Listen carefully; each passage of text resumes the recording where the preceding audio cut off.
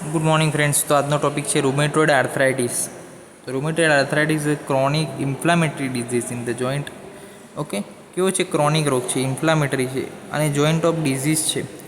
It is an autoimmune disorder characterize by the bilateral symmetrical joint disease. Bilateral જોવા મળે છે, symmetrical erosions and synovitis. Okay, તો bilaterally જોવા મળે છે, એટલે કે બંને બાજુ જે છે જોવા મળે છે. ઓકે, શરીરની બંને બાજુ જે છે જોવા મળે છે. બીજી વાત કરી લઈએ તો કે most commonly the wrist and hands are involve. એટલે કે મોટા ભાગે જે છે રિસ્ટ અને હેન્ડ્સ જે છે કે જેવા નાના જે જોઈન્ટ્સ છે એ જ ઇન્વોલ્વ હોય છે. Okay, with the same joints typically involve on both side of the body. એટલે કે બોડીની બંને બાજુ જે છે ઇન્વોલ્વ હોય છે.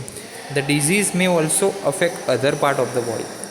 એટલે કે આ જે ડિઝીઝ છે એ બોડીના બીજા ભાગોમાં પણ જે છે આ રોગ કરાવી શકે છે. ઇટિયોલોજી શું છે? કારણ શું છે? કોના કારણે આ રોગ થાય છે?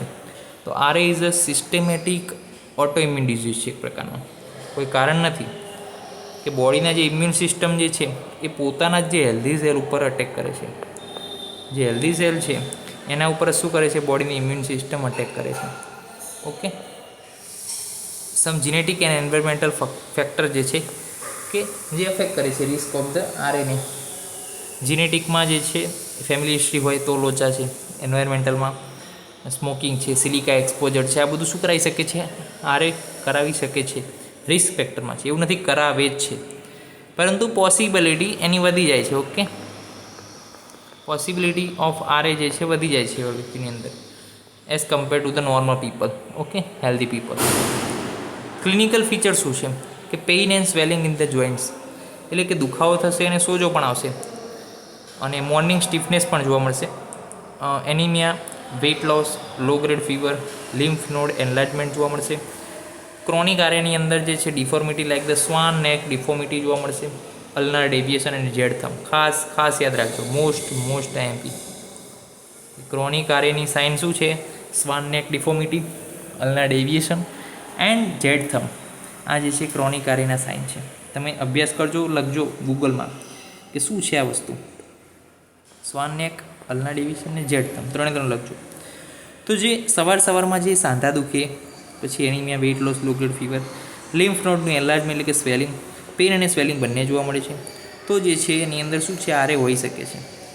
ઇન્વેસ્ટિગેશન કરાવીએ અને એનિમિયા કેવું આવે? ઓછું આવે, ESR વધેલો આવે, આરએ ફેક્ટર જે છે પોઝિટિવ આવે, CRP positive, x-ray, CT scan, MRI, અલ્ટ્રાસાઉન્ડમાં પણ થોડા ઘણા આરએના ચેન્જીસ જોવા મળે તો પછી આપણે સમજી જવું જોઈએ કે ભાઈ આરએ છે. તો આ ઇન્વેસ્ટિગેશન થઈ ગયા. ટ્રીટમેન્ટમાં શું છે? રેસ્ટ છે, ડાયટ છે, nutritious fibrous, correction of the anaemia, moderate exercise, cold, dampness, rainy ડેને અવોઇડ કરવાનું છે. એ દિવસે શું છે? ઘરમાં જ રહેવાનું છે. મેડિસિનમાં એનાલ્જેસિક છે, પ્લસ NSAID છે અને DMARDS છે, એટલે કે ડિઝીઝ મોડિફાઈ એન્ટી રૂમેટિક ડ્રગ કે હાઇડ્રોક્સીક્લોરોક્વિન છે, મિથોટ્રિક્સેટ, સલ્ફેસેલેઝિન અને કોર્ટિકોસ્ટીરોઇડ છે. ઓકે, તો આ પ્રકારના જે છે મેડિકેશન જે છે યુઝ કરવામાં આવે છે in the disease of the RA. Surgical ટ્રીટમેન્ટની અંદર પ્રોસ્થેસિસ એટલે કે આખો જોઈન્ટ જે છે એને રિપ્લેસ કરી નાખવાનો છે. ઓકે, એને રિપ્લેસ કરી નાખવાનો. અને સાયનોવેક્ટોમી, તો એ જે છે સાયનોવાઇટિસની અંદર જે છે એક પ્રકારની કારગર ટ્રીટમેન્ટ તરીકે છે, તો એને પણ આપણે અભ્યાસ કરવો જોઈએ.